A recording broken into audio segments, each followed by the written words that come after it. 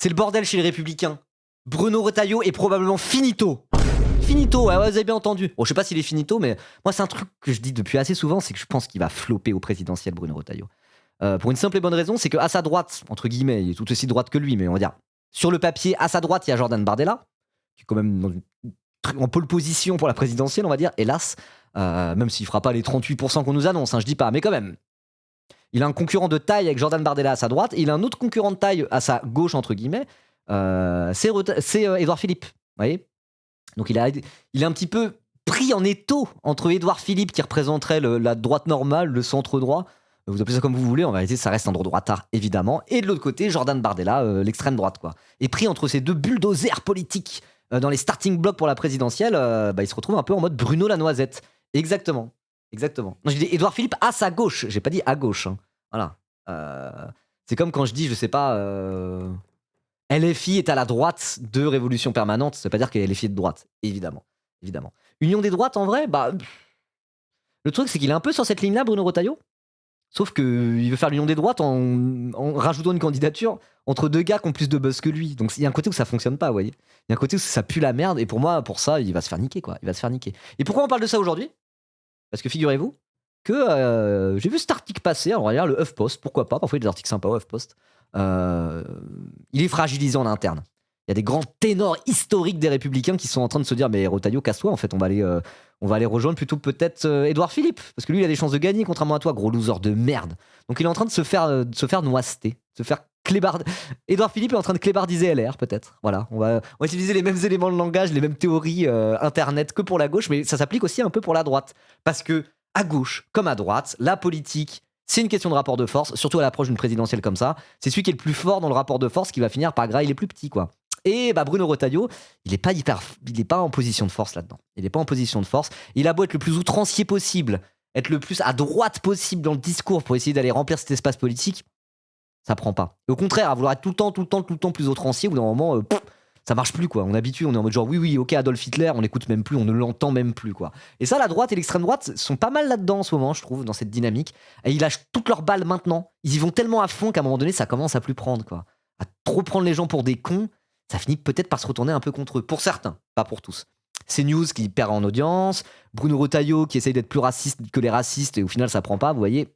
Est-ce que ces stratégies de l'outrance absolue fonctionnent à long terme? Il y a des moments où ça fonctionne évidemment, mais si tu fais que ça pendant 2 ans, à un moment donné, tu tires à blanc, quoi, vous voyez.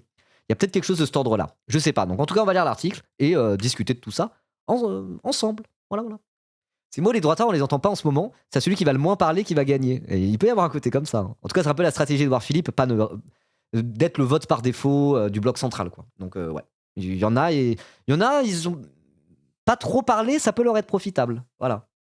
Et Retailleau, lui, c'est pas sa strat. Retailleau, c'est d'essayer d'être le plus raciste des racistes, le plus autoritaire des autoritaires, le plus droitard des droitards. Et bon, pourquoi voter pour la copie quand on peut voter pour les fascistes originaux du Rassemblement national. Voilà. Primaire de Hollande à Retailleau. Ouais, let's go, on y va. Salut Charles, comment ça va? Allez, c'est parti. Vauquier boude, Copé fronde, NKM tranche. Retailleau est-il tout seul pour 2027 ? Moi, je pense que oui. Je pense qu'il va finir un peu tout seul en réalité. Il va finir écartelé, comme j'expliquais. Donc Vauquier, qui est actuellement président du groupe parlementaire LR, donc il a quand même un certain poids. Copé, bon, il a plus trop de poids, mais il rappelle un peu ce que Copé et Nathalie Kosciusko-Morizet, c'est les LR à l'ancienne, quoi. C'est LR canal historique, vous voyez. Ils sont pas. Eux, ils sont un peu. C'est des gens qui continuent à dire non, le RN, on va pas s'allier avec eux. Le RN, c'est des fascistes, c'est pas à ma droite. Vous voyez. Copé continue à dire ça. Il est sur la position un peu LR historique, quoi. Vous voyez. Et donc, du coup, comme étant représentant un peu de cette ligne historique de LR, même s'il a plus trop de buzz, Copé, il représente pas rien. Il représente pas rien non plus. Vous voyez. Donc, en vérité, d'un point de vue interne, ça fragilise Bruno Retailleau, quoi. Et tant mieux. Mais regardez Bruno Retailleau. Il pue la merde en plus, Bruno Retailleau. Il est pas talentueux, hein. C'est pas un très bon politicien, Bruno Retailleau, hein. Il pue la chiasse, hein. Moi, je sais pas. Ça m'étonne pas tant que ça. Ça m'étonne pas tant que ça arrive pour 2 raisons. Déjà, il y a le truc de rapport de force, comme je disais. Et aussi, Bruno Retailleau, est-ce que c'est un aussi bon homme politique que ça ? Non. Quand ta seule stratégie, c'est la course à l'échalote d'être le plus gros droitard, c'est ta seule cartouche. Bon, normalement, c'est pas comme ça que tu vas gagner une présidentielle, hein. Il est trop mauvais. Skilly chou. Voilà. LR, c'est la continuité de l'UMP. C'est la même chose. Hein. UMP et LR, c'est la même chose. UMP, à un moment donné, a rename pour s'appeler Les Républicains. C'est le même parti. Hein. C'est pas l'UMP, c'est fondé dans un nouveau parti qui machin bidule. C'est le même parti. Voilà. Ils ont juste changé de nom. C'est la même chose. Il n'y a aucune différence entre UMP et LR. C'est comme Front National et Rassemblement National. C'est le même parti. Point à la ligne. Voilà. Allez, c'est parti. Le président du parti, donc Bruno Retailleau, n'ignore pas les réticences des ténors de son camp, tentés par Édouard Philippe. Lui mise sur les militants, sa garde rapprochée et une très hypothétique inversion des courbes. Donc inversion des courbes, ça veut dire il passe devant Édouard Philippe. Il est en mode, si je passe devant Édouard Philippe, les gens vont voter utile pour moi. Ouais, mais c'est pas toi qui décide. Je pense pas que ça va arriver. Et effectivement, le HuffPost, ils disent une très hypothétique. Bah oui. Parce qu'il y a vraiment ce truc-là, et ça a été intégré par la plupart des politiciens. Si t'es en tête dans les sondages, il peut y avoir une forme de vote utile envers toi, et à la fin, c'est toi qui vas gagner et choper la dynamique. Mais du coup, si t'arrives pas à faire ça, t'es baisé, quoi. Voilà. Et c'est pour ça que Villepin va flop, même si... Moi, je pense que si Villepin, à un moment donné, avait été au-dessus de, je sais pas, un Édouard Philippe et un Gabriel Attal dans les sondages, il aurait pu choper une dynamique et être vraiment dangereux, entre guillemets. Ou en tout cas être un des joueurs importants de cette présidentielle. Mais en fait, ça arrivera pas. S'il a pas d'appareil, il part de trop bas, quoi. Donc en fait, à partir du moment où il n'y a pas ce truc d'inversion des courbes, où tu prends pas où t'es pas perçu comme au-dessus des autres, bah c'est difficile d'avoir une dynamique, quoi. Et Retailleau, c'est ce qui va lui arriver. Elle est revenue pour dire qu'elle n'en sera pas. Presque 10 ans après s'être retirée de la vie politique et médiatique française, Nathalie Kosciusko-Morizet, c'est comme ça que ça se prononce si j'ai pas de bêtises, a passé une tête dans les studios de France Inter le 1er juin pour une seule raison. Faire savoir qu'elle ne soutenait pas Bruno Retailleau, candidat de sa famille politique, dans la course pour 2027. Et ça, quand même, c'est un côté un peu humiliant. Tout le monde avait oublié, elle n'est même plus dans la vie politique. Elle revient uniquement pour dire Bruno Retailleau, ça dégage. C'est bon, je l'ai dit, maintenant je me casse. Il y a un côté un peu humiliant. Le retour de la reine, ouais, c'est la droite. Hein. NKM, c'est la droite. Hein, voilà. Mais après, c'est un peu la droite à l'ancienne. C'est la droite qui. En fait, elle a quitté la vie politique avant cette espèce de rapprochement du Rassemblement national qu'on voit depuis des années et des années. Donc c'est aussi ça un peu qu'elle représente, quoi. Voilà. Kosciusko en phonétique. Ok, merci. Oui, bref, au retour du roi, j'avais compris, mais bon. Dis le pigargue. C'est quoi cette histoire de pigargue? Le retour du pigargue. C'est quoi un pigargue? C'est un oiseau? Mais c'est quoi le... J'ai pas ces éléments de langage là. C'est quoi ça? Mais c'est vraiment NKM ou un pigargue à tête blanche qui a dit ça? Je sais pas la ref. Le règle de Mister JD au vlog de l'époque de Kosciusko-Morizet. Ah, c'est le symbole américain? L'aigle américain, ok. Ah ouais, non, la rêve de chouf. Hein. Ouais, bah après, bon. Moi, déjà, je bois de la chouf, premièrement. Et bref. Ok, rêve JDG. C'est un perso dans JDG NKM? Ah, j'ai pas la rêve, désolé. C'est un moment où j'étais pas trop sur internet. Non, mais je savais que le pigargue c'était un oiseau, oui, mais j'avais pas la rêve. Bon, bref. Peu importe. En tout cas, voilà. NKM est revenu uniquement pour tirer sur l'ambulance Retailleau et se barrer. Soutien critique à NKM, hein, finalement. Voilà. Donc oui, NKM, rappelons-le pour ceux qui se souviennent pas de qui c'était. C'était une des personnalités relativement centrales chez l'UMP, je crois que c'était à l'époque déjà. Notamment en 2017, elle s'était lancée dans la course à la présidentielle. Elle a pas assez performé dans la primaire. Et c'est du coup à l'époque François Fillon qui était le candidat.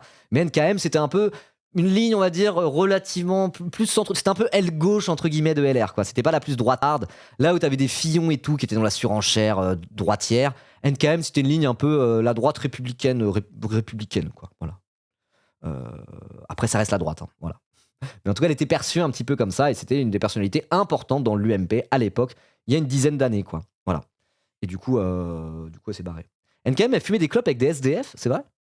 Ah, ça me fait un peu bien l'aimer parce que moi, ça m'arrive de temps en temps de faire ça aussi. Quand je suis bloqué à Saint-Nazaire, je dois attendre 1 heure mon train, parfois je me retrouve à faire ça. Par la force des choses. Voilà. Ok. Sur une affiche.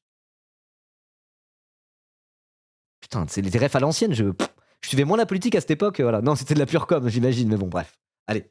On reprend du coup. L'épisode pourrait être anecdotique, l'ancienne ministre de Nicolas Sarkozy étant restée en retrait de tous les rebondissements de LR depuis une décennie. Malheureusement pour le président du parti, il n'est pas isolé, quoi. C'est vraiment, elle vient apporter sa petite pierre à l'édifice, quoi. Elle vient juste pour faire, hop là, non, ouais, vas-y, va te faire foutre au taillot, quoi. Soutien critique, hein, vraiment soutien critique. Le lendemain, c'est Laurent Wauquiez qui semble avoir oublié la date du premier meeting du candidat LR. Bah alors, Laurent Wauquiez, il pèse hein, chez LR pour le coup. Il est pas revenu exprès pour ça. Hein. Pique volontairement théâtralisé ou vrai trou de mémoire? Pardon, oulala, j'avais oublié cette date fondamentale. Lâche-t-il tout sourire sur TF1, donnant ainsi un premier élément de réponse. Le président du groupe LR à l'Assemblée, donc on parle de Laurent Wauquiez, se garde bien de dire clairement si oui ou non il participera à cet événement de lancement de la campagne des Républicains. À la place, il glisse un petit « moi je vous rassemble » et explique refuser d'alimenter une machine à diviser qui consiste dans la période actuelle à soutenir un candidat de droite contre un autre candidat de droite. Je le fais bien, Wauquiez, ou pas? Il parle du nez, Wauquiez, c'est comme ça qu'on l'imite. Selon le Figaro, il devrait bel et bien sécher le meeting du 20 juin au Parc Floral de Paris. La présence de Jean-François Copé semble elle aussi très compromise. Ce mercredi 3 juin, le quotidien de droite, donc on parle du Figaro, rapporte que le maire de Meaux a été sommé par la direction de clarifier sa position après des propos élogieux sur Édouard Philippe, le mieux placé à droite. À 11 mois du scrutin, le maire du Havre est le principal concurrent de Bruno Retailleau au sein de son électorat et dans son propre parti. Alors moi je suis déjà à l'étape d'après. Hein. Moi j'estime que Édouard Philippe a déjà plié le game vis-à-vis de Retailleau et que Retailleau va rien faire. Pour moi la seconde étape d'Édouard Philippe, c'est son duel face à Glucksmann ou Hollande. Voilà, se battre pour l'électorat feu macroniste, pour l'électorat du bloc central. Vous voyez. Wauquiez parle comme Jordan Florentin. En tout cas, il parle du nez comme ça, quoi. Voilà. Après, c'était pas une imitation très recherchée, parce que j'ai pas travaillé la prosodie, mais dans le timbre, c'est comme ça, je pense, la voix pour l'imiter. Parler du nez. Il parle du nez, hein. Voilà. Il paraît que si le streamer dit 3 fois Laurent Wauquiez, il invoque Mister JD sur le chat. Parce que je crois qu'il est en live là, donc ça va pas être possible. Ouais, il joue à GeoGuessr là. Oh, bah c'est peut-être lui qui m'arrête. Non, c'est l'humanité. Merci Luma pour le raid, mes chers camarades et collègues. Merci beaucoup. Let's go. Installez-vous. On était en train de parler de Bruno Retailleau, à quel point ça prend pas sa campagne et qu'il se prend des coups de couteau dans le dos de son propre parti. Notamment Laurent Wauquiez qui fait genre non, quoi, il y a un meeting de Bruno Retailleau. Je savais pas. Bah bravo. NKM, Nathalie Kosciusko-Morizet qui revient exprès pour lui mettre un petit coup de couteau dans le dos, tel Brutus avec César. Et Jean-François Copé aussi, qui lui a l'air de plutôt vouloir soutenir Édouard Philippe. Il est en train de se faire graille par Édouard Philippe, Bruno Retailleau. Moi, ça m'étonne pas trop. Il est pris dans un espace politique qui marche pas, coincé, écartelé entre Bardella d'un côté et Édouard Philippe de l'autre.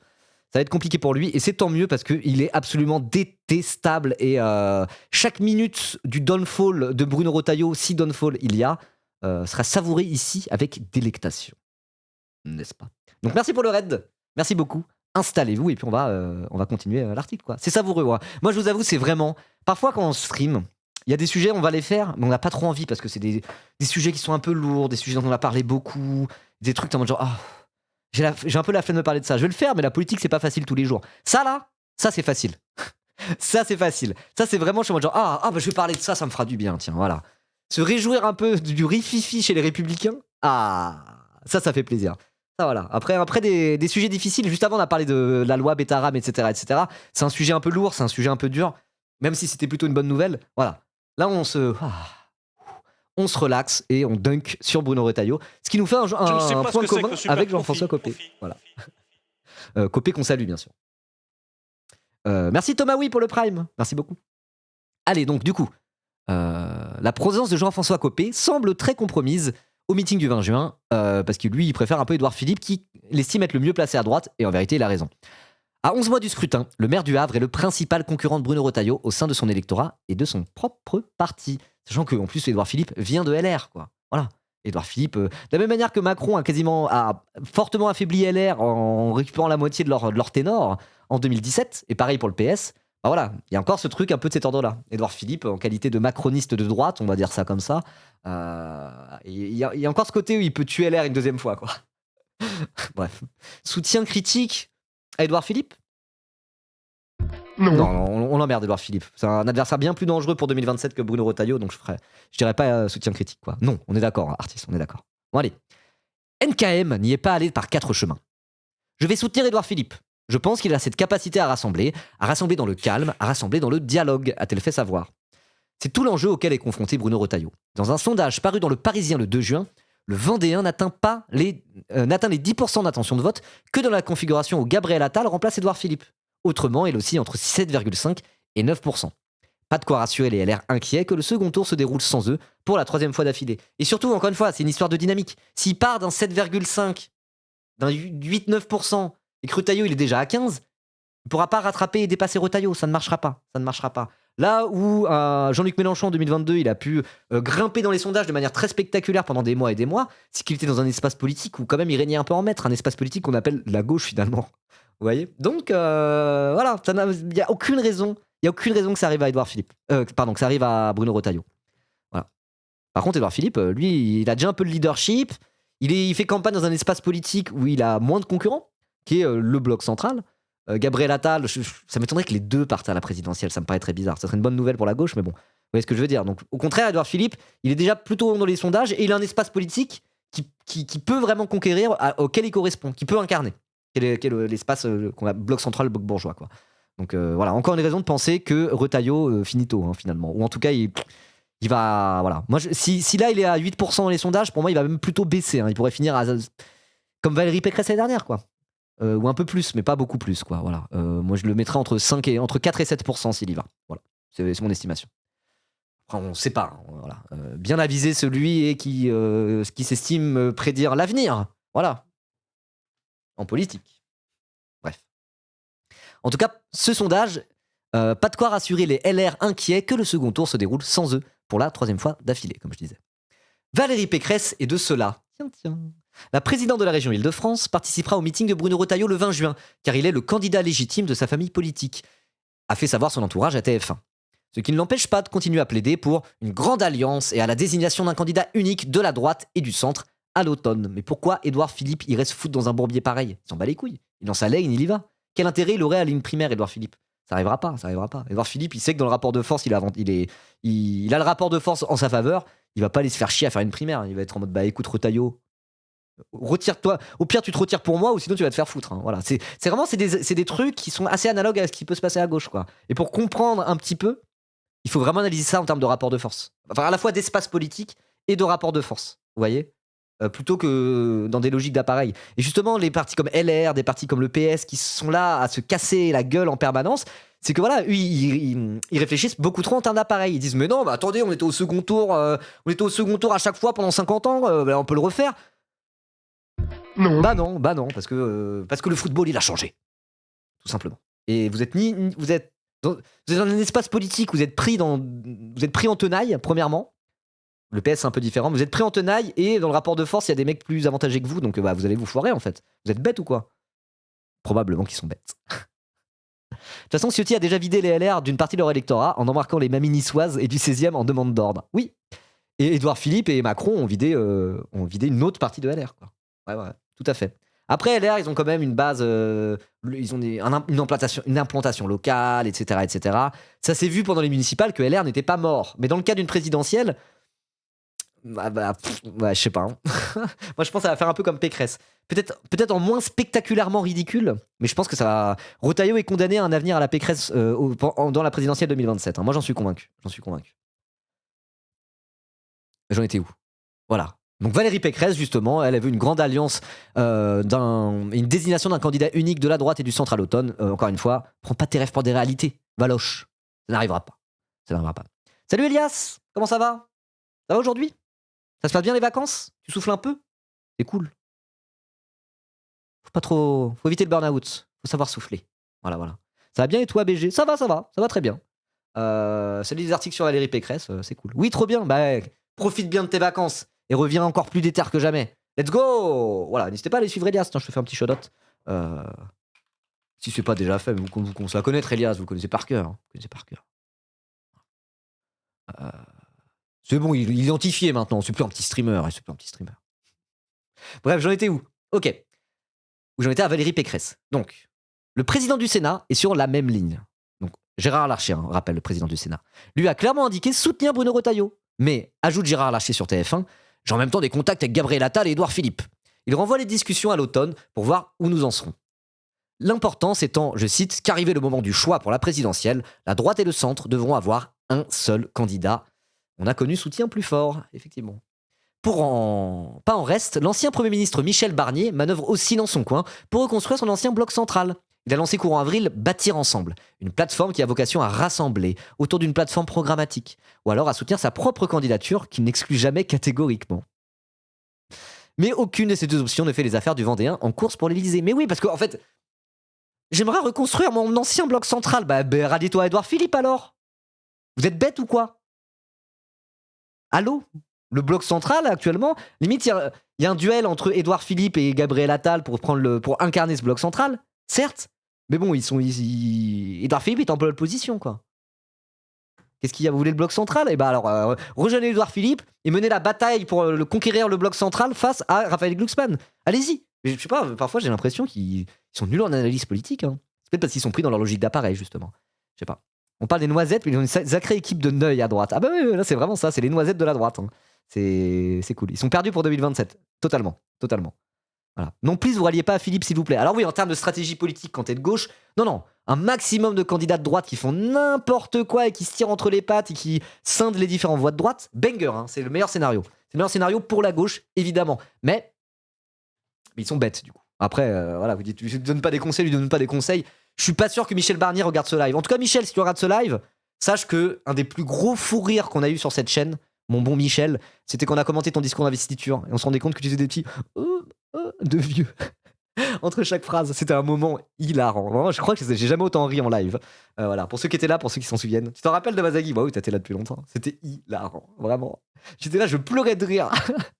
C'était du react en direct à la con. Alors, il n'y avait pas beaucoup d'analyse politique, quoi, mais c'était historique, hein, vraiment. C'était un moment historique, quoi. C'était incroyable. C'était vraiment drôle. Bon. Bref, allez, on continue. Isolé au sein des ténors de son propre camp, Bruno Retailleau fait mine de ne pas s'en préoccuper. Les chiens aboient et la caravane passe, a-t-il balayé sur Sud Radio le 13 mai, tout en étriant, je cite, des individus qui ne représentent rien du tout, mais qui ont une surreprésentation dans les médias. Ça fait beaucoup de bruit, mais ça ne représente rien. Mais de quoi il parle? Nathalie Kosciusko-Morizet est surreprésentée dans les médias? Ça fait 10 ans qu'elle est plus dans les médias, qu'elle fait plus de politique, elle est revenue juste pour te chier à la gueule. Il est un peu délu, Bruno Retailleau, là. Bon, en même temps, il va pas dire autre chose, il va pas dire « Ouais, je suis un peu dans la merde. Hein. » Ah, je le sens pas du tout pour 2027. Il va pas dire ça. Et oui, lui, en termes de surreprésentation dans les médias, surtout que vraiment, il avait tout. Il avait toutes les cartes en main, ce blaireau de Retailleau, quoi. Vraiment, c'était en mode ah non, on l'aime bien, il est bien fasciste. Macron en personne a décidé de le renouveler au gouvernement 50 fois d'affilée, quoi. Ils étaient là dans les médias toute la journée, on parlait plus que de lui, etc. Et après, il a décidé de faire son coup d'éclat en mode Bruno Le Maire, je ne gouvernerai pas avec lui. Il s'est cassé, il a provoqué la chute du gouvernement Lecornu 1. Ça rebondit sur le gouvernement Lecornu 2 qui a fini par tenir contre toute attente. Et à partir de là, Bruno Retailleau, il s'est mis hors jeu, quoi, vous voyez. Pour ceux qui se souviennent. C'est vrai que c'était il y a pas si longtemps, s'il y a moins d'un an, ça paraît déjà premièrement ça paraît très lointain ces histoires de Lecornu qui se barre et qui revient, etc. Et deuxièmement, ça fait moins d'un an et déjà c'était tellement emperlificoté et insensé cette histoire que même moi qui ai suivi ça de près, je me souviens même plus de tous les détails, quoi. Oui, c'était en septembre, c'est ça, c'était en septembre. Mais c'était incroyable. Quel moment, On était genre quoi? Le gouvernement a duré 17 heures, mais ça va repartir en dissolution. Et le PS qui trahit une bonne fois pour toutes pour laisser vivre Lecornu, bah voilà. En fait, Retailleau, il a fait un move à ce moment-là parce qu'il pensait que ça allait être la crise de zinzin et que ça allait redissoudre probablement. Et en fait, le PS, en sauvant Lecornu, a niqué le timing de Retailleau finalement, vous voyez. Donc, soutien critique au Parti Socialiste? Je sais pas. Parce que vraiment, hein, le PS aurait censuré, ça aurait été très différent pour Retailleau. Parce que probablement qu'il y aurait eu une dissolution, il y aurait eu des législatives et tout aurait été différent pour Retailleau. Et je pense que Retailleau se disait ça. Il se dit, vas-y, je quitte le gouvernement, je pars en mode solo, je me prépare pour la suite électoralement. C'est le timing, là. Ça va être une grosse crise. Il faut que je me barre maintenant des macronistes pour ne pas subir cette crise en tant que macroniste. Vous voyez mais en fait, comme le PS a sauvé le cul de Lecornu, Retailleau, il se retrouve inaudible et à partir de ce moment-là, c'est finito pour lui, quoi. Voilà, je l'ai fait à la C'est pas sorcier. Bref. Et oui, il y a eu tout le truc par rapport à l'Algérie et tout, où pareil, ça l'a pas mis si bien que ça, hein, tout ça. Voilà, il a voulu jouer l'outrance absolue en permanence, y compris en qualité de ministre de l'Intérieur, ce qui est quand même pas rien. À un moment donné, ça marche jusqu'à ce que ça finisse par plus marcher, cette histoire, quoi. Tout simplement. Phrase un peu alambiquée, mais ça va. Ok, donc, beaucoup de bruit, mais ça ne représente rien. Le message pourrait s'adresser aussi bien à Laurent Wauquiez, présent à l'Assemblée, mais inexistant dans les instances internes, qu'à Jean-François Copé. À l'aune de ses réticences, le président de LR se félicite de sa stratégie qui a consisté à passer au-dessus des chapeaux à plumes pour s'adresser directement aux militants qui l'ont désigné candidat grâce à une stratégie soigneusement montée pour tourner en sa faveur. En interne, il peut encore compter sur la direction qu'il a entièrement refaçonnée pour y installer sa garde rapprochée dès qu'il a récupéré la présidence. La députée Justine Gruet, l'eurodéputé François-Xavier Bellamy, donc lui, c'était la tête de liste aux européennes de LR, odieux personnage aussi. Lui, il est vraiment en mode genre « Oh, Bardella, ah non !» Lui, il le dit ouvertement Mélenchon Bardella, il faudra être solide sur ses appuis et voter pour Bardella. Il est en mode Bardella est un camarade. Hein. François-Xavier Bellamy, il est d'ores et déjà sur cette ligne-là de manière absolument assumée et absolument détestable, évidemment. Donc voilà, dans sa garde rapprochée, mais aussi le maire de Valence, Nicolas d'Aragon, qui l'avait suivi au gouvernement, et l'ex-député Pierre-Henri Drumont. Il est de la famille du Drumont, l'antisémite ou pas? Ça m'étonnerait pas, hein, on parle de LR. Ok, bon bah il y a que François-Xavier Bellamy qu'on connaît dans sa garde rapprochée, hein, ce qui est assez mauvais signe, je pense. Voilà. L'interview du président algérien qui prononce même pas son nom est en mode je parle qu'au président et au ministre des Affaires étrangères, le reste c'est du blabla. Oui, il y avait eu ça, hein. Il s'est fait. C'est pas passé, hein, mais parce que vraiment il a pas respecté les trucs protocolaires, quoi. Enfin, sur les trucs de diplomatie, c'est quand même un peu serious business, les trucs de diplomatie, quoi. Voilà, t'as quand même des trucs un peu protocolaires. Ah, c'est Dumont, pardon. Pierre-Henri Dumont. J'ai fait l'amalgame, excusez-moi. Il y a quand même tout un protocole par rapport aux affaires diplomatiques, c'est un peu du sérieux. Donc que le ministre de l'Intérieur soit là, a plus ou moins provoqué une crise diplomatique avec l'Algérie juste pour faire sa petite com politique ridicule sur les plateaux télé, c'est pas passé. Hein. Vraiment, il s'est fait rappeler à l'ordre un peu par Jean-Noël Barrot, par le président de l'Algérie, même par Macron, plus ou moins un demi-mot. Il a voulu faire une Trump, ouais, mais Trump, il est président des États-Unis d'Amérique. Hein. Ministre de l'Intérieur, lui, il était juste chef de place Beauvau à Paris, quoi. Ça va, quand tu regardes l'ordre international, etc., bon, on s'en bat un peu les couilles du ministre de l'Intérieur de la France. Surtout qu'il est précisément ministre de l'Intérieur. Par définition, il n'a pas à se mener des affaires extérieures, puisque c'est le ministre de l'Intérieur. Donc vraiment, il a trop pris la confiance, il s'est dit, ça va, si c'est pour taper sur des Arabes, ça va le faire. Bah écoute, non. Vraisemblablement, ça t'a fragilisé. Hein. T'as joué, t'as perdu, Retailleau. Voilà, je parle comme un flic. Si c'est comme ça, je me mets à parler comme un flic. T'as joué, t'as perdu. Allez, au poste maintenant. Et je parle pas de l'émission de David Dufresne. Bref, j'en étais où? Oui, donc l'ex-député Pierre-Henri Dumont, et non pas Pierre-Henri Drumont. Voilà, lapsus révélateur peut-être. Ce dernier, donc Pierre-Henri Dumont, propulsé secrétaire général adjoint, a défendu son champion en dépeignant Laurent Wauquiez dans Libération comme un enfant gâté qui agit par caprice personnel. Son absence annoncée au meeting est surtout une marque de défiance vis-à-vis de tous nos militants, cingle-t-il pour mieux décrédibiliser l'ennemi juré interne. Et bah, putain, il y a déjà entre deux blaireaux. Hein.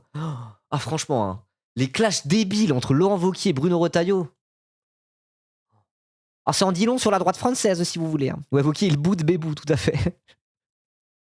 Ah là là là. Miser sur les militants et sur cette jeune garde permet à Bruno Retailleau de faire vivre son début de campagne, sans se soucier outre mesure des renaclements de figures plus installées. Lui veut croire à un croisement des courbes sondagières d'ici l'automne pour faire taire tout le monde. Ça n'arrivera pas. Le pari est osé. Si les sondages ne prenaient pas la direction espérée, le président du parti, qui martèle son refus de se diluer dans le macronisme et exclut à ce stade tout ralliement, risquerait de se retrouver un peu plus isolé et beaucoup plus contesté. Donc en conclusion, hein, voilà, il parle en prenant un peu des pincettes, hein, messieurs les journalistes. Moi, je suis pas journaliste, je suis clown sur Twitch.tv. Hein. Moi, je peux dire les termes, j'en ai rien à foutre. Bruno Retailleau, finito. Hein. Ouais, franchement, il va pas. Si sa stratégie c'est de dépasser Édouard Philippe dans les sondages, bah bon courage, mon gars. Après, je sais pas si Édouard Philippe. Tout peut se passer, hein. Ça se trouve, il va y avoir un truc avec Édouard Philippe en mode genre ah, Édouard Philippe a assassiné quelqu'un. Oups. Révélation de Mediapart. Édouard Philippe a commandité un attentat terroriste. Bah, s'il y a ça qui arrive, Retailleau, il pourrait dépasser Philippe dans les sondages, quoi. Vous voyez, mais bon. Ah, c'est quand même très hypothétique, on va dire. Hein. Voilà. J'étais en mode moi je suis pas journaliste, je suis clown sur tout. Je postillonne, pardon. J'étais en mode je suis pas journaliste, je suis clown sur Twitch, je peux dire les sondages, et je me retrouve à parler littéralement comme dans le chapeau de l'article. Voilà. Une très hypothétique inversion des courbes. Donc non, j'ai rien dit. En fait, non, je parle comme un journaliste, je peux pas m'en empêcher. Écoutez, peut-être que je suis un peu journaliste sur les bords, mais pas trop. Peut-être que je suis, je sais pas. Moi, je dirais que je suis 40% journaliste, 40% influenceur, divertisseur, quoi, vous voyez, et 20% militant. Voilà. C'est déjà pas mal. Après, on peut faire des choses militantes hors du cadre de Twitch, quoi. Vous voyez ce que je veux dire, mais j'ai flemme de revoir ce débat. Bref, un libre penseur en somme, ouais, voilà. Moi, je me définirais avant tout comme un libre penseur. Un esprit libre, un homme libre. Voilà. Et 100% prof. Et quel pourcentage de clown? 30% journaliste, 40% clown, 30% militant. Ça vous va comme ça? Un influpenseur. Oh non, un influpenseur. Pitié. Ah, c'est le mot valise le plus détestable que j'ai entendu ces dernières années. Quel enfer. Bon, en tout cas, la team YouTube, on va s'arrêter là sur cette séquence. N'hésitez pas à soutenir votre influpenseur préféré. N'est-ce pas? En likant la vidéo, la partageant, la boostant si vous voulez, tout ça. Et à bientôt. Et Bruno Retailleau, bon, allez, on va bien se délecter de ton Dawnfall tranquillement. On va se lécher les babines. À bientôt.